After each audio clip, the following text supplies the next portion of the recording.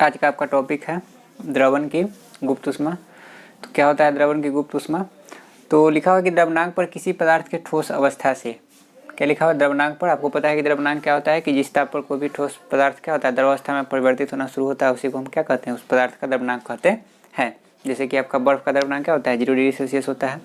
तो द्रवणांक पर किसी पदार्थ के, सब पदार्थ का द्रवणांक अलग अलग हो सकता है। जल का अलग होगा, सॉरी बर्फ का अलग होगा, दूसरा मान लीजिए लोहा है तो उसका अलग होगा। ठीक है, मतलब कि अलग अलग पदार्थ का अलग अलग द्रवणांक हो सकता है ना, मतलब कि होता है। ठीक है, तो द्रवणांक पर किसी पदार्थ के ठोस अवस्था से द्रव अवस्था में परिवर्तित होने पर, ठोस अवस्था से द्रव अवस्था में परिवर्तित होने पर मतलब कि बदलने पर जितनी ऊष्मा अवशोषित होती है, मतलब कि जितना ऊष्मा हमको उसमें क्या करना पड़ेगा? खर्च करना पड़ेगा। उसी ऊष्मा की मात्रा को हम क्या कहते हैं? द्रवण की गुप्त ऊष्मा कहते हैं। गुप्त मतलब क्या होता है कि जैसे गुप्त मतलब होता है जैसे कोई भी चीज़ छुपा हुआ, ठीक है ना। छुपा होने का मतलब आप लोग समझ सकते हैं कि जैसे मान लीजिए कि छुपा होने का मतलब आप कह सकते हैं कि जैसे मान लीजिए कि हम क्या किए कि पानी है, पानी में हम चीनी को क्या कर दिए? घोल दिए, तो चीनी वहाँ पर क्या हो गया? गुप्त हो गया। चीनी आपको वहाँ पर दिखाई नहीं दे रहा है ना, वो क्या हो गया? इनविजिबल हो गया। ठीक है, तो इस तरह से गुप्त मतलब कि वो आपका हिडन है, मतलब कि वो आपको दिखाई नहीं दे रहा है। ठीक है, तो अब इसको थोड़ा सा समझते हैं कि जैसे मान लीजिए कि आप एक क्या कीजिए कि आप एक बीकर लीजिए। क्या लीजिए? बीकर। बीकर आप लोग समझते हैं एक तरह का कंटेनर होता है जिसमें हम किसी चीज़ को रखते हैं। ठीक है, तो बीकर में हम क्या लेते हैं? कुछ बर्फ़ को रखते हैं। बर्फ़ के टुकड़ा को हम उसमें क्या कर दिए? डाल दिए, और उसको हम रख देते हैं। उसमें एक हम थर्मामीटर सेट करते हैं। एक लेबोरेटरी थर्मामीटर होता है और एक आपका जो क्लिनिकल थर्मामीटर होता है जिससे आप क्या करते हैं? बुखार चेक करते हैं। ठीक है, तो क्लिनिकल नहीं, वहाँ पर जो लेबोरेटरी थर्मामीटर होता है उसको उसमें हम क्या कर दिए? सेटअप कर दिए, स्टैंड लगा दिए। उसमें स्टैंड होता है जिसमें क्या होता है कि थर्मामीटर उसके अंदर होता है। ठीक है, और उससे आपका स्टैंड लगा रहता है और थर्मामीटर उस स्टैंड में क्या होता है? लगा हुआ रहता है, स्टिचअप रहता है। अब आप क्या करते हैं कि उसको बंसन बर्नर पर, बंसन बर्नर की तरह का जो आपका इंस्ट्रूमेंट होता है जिससे हम किसी चीज़ को गर्म करते हैं। ठीक है, तो उस पर उसको हम क्या करते हैं? डालते हैं। तो आप देखिएगा कि जब आपका थर्मामीटर, तो थर्मामीटर का वहाँ पर स्केल क्या रहेगा? 0 डिग्री पर रहेगा। जब मान लीजिए कि टेम्परेचर वहाँ पर कुछ नहीं था तो वहाँ पर क्या होगा? 0 पर आएगा। ठीक है, फिर जैसे जैसे टेम्परेचर बढ़ेगा तो उसमें जो मरकरी होता है, उसमें जो क्या होता है? वो मरकरी होता है, तो धीरे धीरे क्या होगा? ऊपर की ओर जाएगा। जैसे जैसे हीट होगा वैसे वैसे क्या होगा? ऊपर की ओर जाएगा। तो हम देखेंगे कि उसका कितना टेम्परेचर हुआ। ठीक है, तो हम वहाँ पर क्या ऑब्जर्व करेंगे कि जब उसको हम वहाँ पर डालें और हम यहाँ पर क्या किए? बर्नर को हम जलाएं। ठीक है ना, तो आपका बर्फ़ वहाँ पर क्या होगा? पिघलने लगा, लेकिन आपका तापमान जो था थर्मामीटर का वो 0 डिग्री से नहीं बढ़ रहा है। 0 डिग्री पर है तो 0 डिग्री पर ही है। ठीक है ना, वो तब तक 0 डिग्री सेल्सियस रहेगा जब तक कि आपका पूरा बर्फ़ जो है पिघल कर पानी न बन जाए, मतलब कि द्रव अवस्था में न आ जाए। ठीक है, फिर आप देखिए कि वो चेंज हो गया। ठीक है ना, 0 डिग्री से बढ़ गया। फिर आप देखिएगा कि फिर उसका जो स्केल है, ठीक है ना, तब तक नहीं बढ़ेगा जब तक कि वो क्या होगा? पूरा जल जो है वाष्प के रूप में नहीं बदल जाएगा। ठीक है ना, तो यह जो होता है इसी को हम क्या कहते हैं? द्रवण। यहाँ पर जो क्या हुआ? ऊष्मा का जो आपका अवशोषण हुआ, ऊष्मा का जो क्या हुआ? अवशोषण हुआ। ठीक है ना, तो वो हमको यहाँ पर पता नहीं चला। ठीक है ना, तो उसमें क्या होता है कि जो भी ऊष्मा हम उसमें खर्च करते हैं, जो भी हम क्या करते हैं? हीट उसमें देते हैं। ठीक है, तो वो क्या होता है कि वह जो ठोस था पहले बर्फ का था, वो क्या था? ठोस था। और आपको पता है कि ठोस के अणुओं के बीच में जो अंतराण्विक आकर्षण बल होता है क्या होता है? बहुत ही अधिक होता है, और अंतराण्विक का स्थान क्या होता है? बहुत ही कम होता है।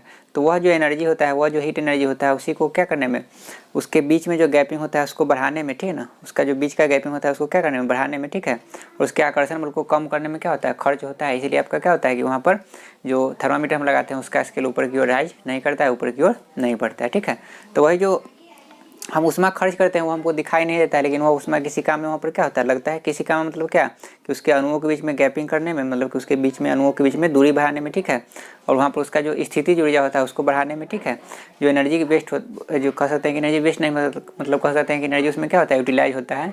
वही आपका जो एनर्जी होता है उसी को हम क्या कहते हैं? द्रवण की गुप्त ऊष्मा कहते हैं। आपको पता है कि ऊष्मा जो होता है क्या होता है? ऊर्जा का ही एक रूप है। ठीक है, तो जब हम बर्फ़ को क्या करेंगे? पानी में बदलेंगे। ठीक है ना, तो हम बर्फ़ को गर्म किए थे ना, तो उसमें जितना जो एनर्जी हमको देना पड़ा उसी को हम क्या कहते हैं? द्रवण की गुप्त ऊष्मा कहते हैं। ठीक है ना, यह कोई भी ठोस पदार्थ के लिए होगा। ठीक है ना, द्रवण की गुप्त ऊष्मा क्या होगा? किसी भी ठोस पदार्थ से द्रवावस्था में जाने के लिए जितना उसमें आपको खर्च करना पड़ेगा उसी को हम क्या कहते हैं? द्रवण की गुप्त ऊष्मा कहते हैं। और यह अलग अलग ठोस पदार्थ का अलग अलग द्रवण का गुप्त ऊष्मा होता है। ठीक है, अगला जो आपका होता है वाष्पन की गुप्त ऊष्मा। तो वाष्पन की गुप्त ऊष्मा क्या है? इसको अंग्रेजी में कहते हैं लैटेंट हीट ऑफ वेपोराइजेशन। तो क्वथनांक पर किसी द्रव के, क्वथनांक आपको पता है कि जिस ताप पर कोई भी द्रव गैसीय अवस्था में क्या होता है? परिवर्तित होने लगता है, उसी को हम क्या कहते हैं? उस पदार्थ का क्वथनांक कहते हैं। तो क्वथनांक पर किसी द्रव के गैस में परिवर्तित होने पर, द्रव से गैस में परिवर्तित मतलब कि बदलने पर जितनी ऊष्मा का अवशोषण होता है उसे वाष्पन की गुप्त ऊष्मा कहते हैं। ठीक है, और यह अलग अलग होता है सभी पदार्थों के लिए। जल के लिए अलग होगा, दूसरा जो पदार्थ होगा उसके लिए क्या होगा, अलग ही होता है। अल्कोहल के लिए अलग होगा, सबके लिए ये अलग अलग होता है। आगे है आपका विशिष्ट गुप्त ऊष्मा। तो विशिष्ट गुप्त ऊष्मा क्या होता है, तो लिखा हुआ है कि एक निश्चित ताप पर, एक निश्चित ताप पर, ठीक है, ताप हम वहाँ पर क्या कर देंगे, निश्चित कर देंगे। जैसे 0 डिग्री सेल्सियस कर दिए निश्चित, या मान लीजिए कि 10 डिग्री सेल्सियस कर दिए, या एक रूम टेम्परेचर मतलब कि जो आपका कमरा का तापमान होता है, सामान्य कमरा का ताप, उतना हम फिक्स कर दिए। तो एक निश्चित ताप पर, एक निश्चित ताप पर पदार्थ की अवस्था में परिवर्तित लाने के लिए, क्या लिखा हुआ है, पदार्थ की अवस्था में परिवर्तन लाने के लिए, क्या लिखा हुआ है, पदार्थ की अवस्था में परिवर्तन लाने के लिए। परिवर्तन लाने के लिए मतलब कि जैसे मान लीजिए कि ठोस है तो ठोस से द्रव में जाने के लिए, द्रव से गैस में जाने के लिए। ठीक है, तो पदार्थ की अवस्था में परिवर्तन लाने के लिए उसकी इकाई मात्रा में, इकाई मात्रा कहने का मतलब क्या हुआ कि हो सकता है कि वो 1 kg हो सकता है, 1 लीटर हो सकता है। ठीक है, तो इकाई मात्रा में, यह हो सकता है कि 1 ग्राम हो सकता है। ठीक है, तो वहाँ पर इकाई मात्रा में लिखा। तो इकाई मात्रा द्वारा अवशोषित या अवसरित, अवशोषित मतलब होता है कि जो अवशोषण होता है, जो उसमें क्या होता है, अवशोषित का मतलब आप जैसे समझ लीजिए कि जैसे मान लीजिए कि सिंपल सी बात है कि अवशोषित का मतलब हुआ कि जैसे मान लीजिए कि हमारे पास एक कॉटन क्लॉथ है, ठीक है, सूती वस्त्र है, ठीक है, उस पर हम क्या कर दिए, कुछ पानी डाल दिए, तो हम देखते हैं उसमें क्या है कि पानी उसमें क्या होता है, ऑब्जर्व हो जाता है, तो उसी को हम क्या कहते हैं, अवशोषण कहते हैं। या मान लीजिए कि रेत ले लिए, ठीक है, रेत पर क्या किए, पानी डाले, तो रेत में क्या होता है, पानी आपका क्या हो गया, अवशोषित हो गया, तो वही आपका अवशोषण होता है। उत्सर्जित मतलब होता है कि निकलना। ठीक है, तो अवशोषित या उत्सर्जित ऊष्मा की मात्रा विशिष्ट गुप्त ऊष्मा कहलाती है। वो यहाँ पर इकाई मात्रा के लिए थे ना, यहाँ पर स्पेसिफिक है कि इकाई मात्रा के लिए होगा, मतलब कि 1 kg हो सकता है, 1 ग्राम हो सकता है। ठीक है, तो उसमें जितना हमको क्या करना पड़ेगा, जैसे मान लीजिए कि हमको 1 लीटर पानी दिया हुआ है, ठीक है, और उस 1 लीटर पानी को हमको क्या करना है, गैसीय अवस्था में बदलना है। ठीक है, तो वहाँ पर क्या करना है कि पदार्थ की अवस्था में परिवर्तन करना है। ठीक है, तो वह 1 लीटर पानी को उसको वाष्प की अवस्था में ले जाने के लिए हमको जितना क्या करना पड़ेगा, उष्मा खर्च करना पड़ेगा, जितना उष्मा ऊर्जा उसमें हम जितना उष्मा ऊर्जा उसमें हम क्या करेंगे, देंगे। ठीक है, उसी को हम क्या कहेंगे, उस पदार्थ की विशिष्ट गुप्त उष्मा कहेंगे। ठीक है, अब यह भी 2 तरह का हो सकता है कि विशिष्ट आपका क्या हो सकता है, द्रवण की विशिष्ट गुप्त उष्मा हो सकता है, और दूसरा आपका हो सकता है वाष्पन की विशिष्ट गुप्त उष्मा। ठीक है, तो द्रवण की विशिष्ट गुप्त उष्मा कब होगा, जब हम किसी ठोस पदार्थ को एक निश्चित टेम्परेचर पर, ठीक है, मतलब कि एक निश्चित तापमान पर उसको ठोस से द्रव अवस्था में ले जाने के लिए जितना हमको क्या करना पड़ेगा, उसके 1 kg द्रव्यमान में हो सकता है कि 1 ग्राम द्रव्यमान में, ठीक है, जितना हमको क्या करना पड़ेगा, उष्मा देना पड़ेगा, उसी उष्मा को हम क्या कहेंगे, उस पदार्थ की द्रवण की विशिष्ट गुप्त उष्मा कहेंगे। द्रवण मतलब कि पिघलना, द्रवण मतलब होता है कि किसी भी पदार्थ का द्रव में बदलना, उसी को हम क्या कहते हैं, द्रवण, उस पदार्थ का द्रवण कहते हैं। ठीक है, और अगर मान लीजिए कि वाष्पन की विशिष्ट गुप्त उष्मा पूछा जाएगा, तो वाष्पन की विशिष्ट गुप्त उष्मा क्या हो जाएगी, कोई आपका द्रव अवस्था में कोई पदार्थ है। ठीक है, अब जैसे मान लीजिए कि हमारे पास 1 लीटर पानी दिया हुआ, ठीक है, सॉरी पानी वाला ही एग्जाम्पल अभी हम बताए थे। जैसे मान लीजिए कि हमारे पास 1 लीटर पानी है, उसको बदलने में, वाष्प में बदलने में जितना हमको एनर्जी देना पड़ेगा, जितना हमको हीट खर्च होगा, ठीक है ना, उसी को हम क्या कहेंगे, उस पदार्थ की क्या कहेंगे, वाष्पन की गुप्त उष्मा। और कोई भी ठोस पदार्थ है, जैसे 1 kg बर्फ है, बर्फ को 1 kg बर्फ को उसको द्रव में बदलना है, माने पानी में बदलना है, तो जितना हीट उसमें हमको देना पड़ेगा उसको हम क्या कहेंगे, द्रवण की विशिष्ट गुप्त उष्मा कहेंगे। ठीक है, तो याद रखिए कि यह जो होता है हमेशा इकाई मात्रा के लिए होता है। ठीक है, तो उसको हम क्या कहेंगे, विशिष्ट गुप्त उष्मा कहेंगे। यह 2 तरह का हो सकता है, पहला हो सकता है आपका द्रवण की विशिष्ट गुप्त उष्मा, और दूसरा हो सकता है वाष्पन की विशिष्ट गुप्त उष्मा। ठीक है, और हमेशा याद रखिए कि यह हमेशा क्या होता है, इकाई मात्रा के लिए एप्लीकेबल होता है। इकाई मात्रा में इसको हम क्या करेंगे, मेजर करेंगे। और यह आपका क्या होता है कि द्रवण की गुप्त उष्मा, तो बता दिए कि किसी भी पदार्थ के ठोस अवस्था से उसके द्रव अवस्था में ले जाने के लिए जितना हमको उष्मा खर्च करना पड़ेगा, उसी को हम क्या कहते हैं, द्रवण की गुप्त उष्मा कहते हैं। दूसरा बताया वाष्पन की गुप्त उष्मा, तो कि कोई द्रव पदार्थ है, द्रव पदार्थ से उसको हम गैसीय अवस्था में ले जाने के लिए जितना हमको क्या करना पड़ेगा, उष्मा खर्च करना पड़ेगा, उसी उष्मा को हम क्या कहेंगे, उसका वाष्पन की गुप्त उष्मा कहेंगे। विशिष्ट गुप्त उष्मा, तो किसी पदार्थ की अवस्था में परिवर्तन करने के लिए इकाई मात्रा में, क्या लिखा हुआ है, इकाई मात्रा में जितना खर्च किया गया क्या होगा, ऊर्जा होगा, या कह सकते हैं कि जितना उष्मा ऊर्जा होगा उसी को हम क्या कहेंगे, विशिष्ट गुप्त उष्मा कहते हैं। यह 2 तरह का हो सकता है, पहला द्रवण की विशिष्ट गुप्त उष्मा हो सकता है, दूसरा आपका हो सकता है वाष्पन की विशिष्ट गुप्त उष्मा। तो द्रवण की गुप्त उष्मा कब होगा, जब किसी ठोस से द्रव अवस्था में, जैसे 1 kg बर्फ को अगर हमको क्या करना है, उसको द्रव में बदलना है, ठीक है। तो जितना उष्मा उसमें हमको देना पड़ेगा 1 kg द्रव्यमान में, 1 kg द्रव्यमान में, और एक निश्चित ताप पर क्या रहेगा, इसमें एक टेम्परेचर फिक्स किया रहेगा, उस पर जितना हमको उष्मा खर्च करना पड़ेगा उसको हम क्या कहेंगे, द्रवण की विशिष्ट गुप्त उष्मा कहेंगे। और वाष्पन की विशिष्ट गुप्त उष्मा का मतलब क्या हो गया कि जैसे मान लीजिए कि हमारे पास 1 लीटर पानी दिया हुआ है और 1 लीटर पानी को हमको क्या करना है, वेपोराइज करना है, जलवाष्प बदलना है, ठीक है। तो उस 1 लीटर पानी को वाष्प में बदलने के लिए एक निश्चित ताप पर जितना हमको क्या करना पड़ेगा, ऊर्जा देना पड़ेगा, उष्मा ऊर्जा खर्च करना पड़ेगा, उसी को हम क्या कहेंगे, वाष्पन की विशिष्ट गुप्त उष्मा कहेंगे। और यह सभी पदार्थों के लिए अलग अलग होता है। तो इसको आप लोग नोट कर लीजिए पहले।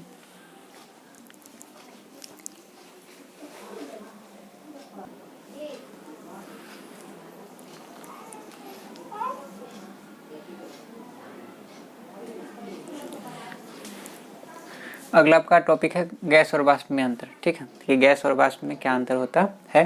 तो लिखा है कि सामान्यतः गैस और वाष्प में कोई अंतर नहीं है। अगर जनरल वे में अगर देखें तो गैस और वाष्प में कोई अंतर नहीं होता है, लेकिन कुछ अंतर होता है जिसके कारण इसका नाम भी अलग अलग है, ठीक है। तो कुछ तो अंतर होगा ही। तो अंतर यहाँ पर क्या है कि वाष्प शब्द का प्रयोग वैसी गैसों के लिए किया जाता है जो कमरे के ताप पर द्रव के रूप में रहती है, मतलब वैसी गैसों के लिए कह सकते हैं, ठीक है। या वैसा कुछ कह सकते हैं कि आपका जो तत्व है, जो आपका क्या है, जो तत्व कह सकते हैं, ये यौगिक कह सकते हैं कि जो कमरे के ताप पर क्या होता है, द्रवावस्था में पाया जाता है। जैसे आपका जल होता है, क्या होता है, जल। तो जल जो आपका होता है कमरे के ताप पर, मतलब कमरे के ताप आपको हम बताए थे कि अप्रोक्सीमेटली 20 से 25 डिग्री सेल्सियस लिया जाता है। तो उस पर क्या होता है, आपका जो जल होता है वो क्या होता है, द्रवावस्था में पाया जाता है। तो उसके लिए हम क्या करते हैं, वाष्प शब्द का प्रयोग करते हैं। उस तरह से आपका ब्रोमीन होता है, क्या होता है, ब्रोमीन। ब्रोमीन एक धातु होता है, ठीक है। तो वो भी आपका क्या होता है, आपका जो होता है लिक्विड स्टेट में पाया जाता है। तो उसके लिए भी हम ब्रोमीन वाष्प का प्रयोग वहाँ पर करेंगे। ऐसे ब्रोमीन गैस भी बोल सकते हैं, लेकिन आपका वहाँ पर जो है उसके लिए हम वाष्प शब्द का प्रयोग करेंगे, जो ज़्यादा उसके लिए क्या होगा, सफिशियंट होगा, ठीक है, ज़्यादा बेटर रहेगा, ठीक है। तो याद रखिए कि वाष्प शब्द का प्रयोग वैसी गैसों के लिए किया जाता है जो कमरे के ताप पर क्या होता है, द्रवावस्था में पाया जाता है, ठीक है। और ऐसे जो जनरली हम लोग बोलते हैं जैसे ऑक्सीजन गैस हो गया, कार्बन डाइऑक्साइड गैस हो गया, आपका नाइट्रोजन गैस हो गया, ठीक है। तो उसके लिए हम गैस ही प्रयोग करेंगे, ठीक है। आगे आपका है उष्मा का अवशोषण। तो उष्मा का अवशोषण क्या होता है, तो सभी पदार्थों के लिए क्या होता है कि उष्मा का जो क्या होता है, अवशोषण होता है वो अलग अलग होता है। सभी पदार्थों में एक जैसा उष्मा क्या होता है, आचरण नहीं होता है, ठीक है। जैसे काला वस्तु रहेगा या आपका क्या रहेगा, कोई भी गाढ़ा रंग का कोई भी वस्तु रहेगा तो क्या करेगा, उष्मा का अवशोषण अधिक करेगा। वही अगर हल्का रंग है, ठीक है, हल्का रंग मतलब कि आप लोग समझ रहे कि जो आपका लाइट कलर होता है, ज़्यादा डीप नहीं, ठीक है ना। डीप मतलब हो गया कि बहुत ही गहरा कलर हो गया, ठीक है। तो जो हल्का रंग होता है या कह सकते हैं कि जो सफ़ेद रंग होता है वो आपका क्या होता है, उष्मा का अवशोषण कम करता है, ठीक है।